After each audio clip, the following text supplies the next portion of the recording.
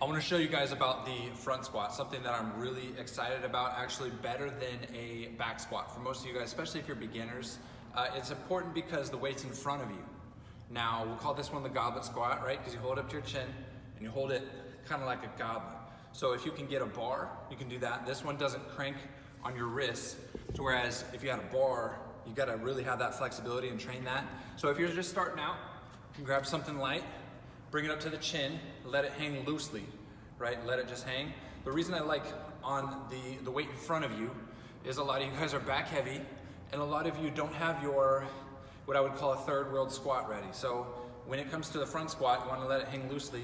You go down until the elbows touch the knees.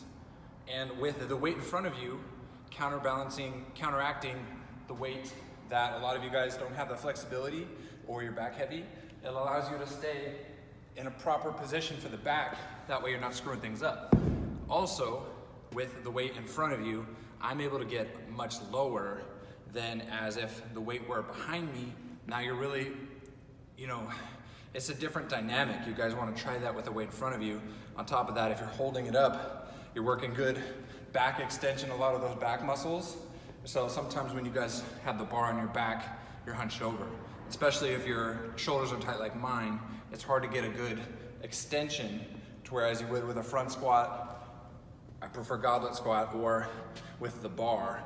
It's gonna allow for some good flexibility and train your abs at a lengthened state.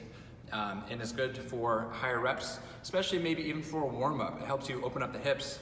With a front squat, I can get much lower, and for that, I can get warmed up for my back squat. So just some things to consider.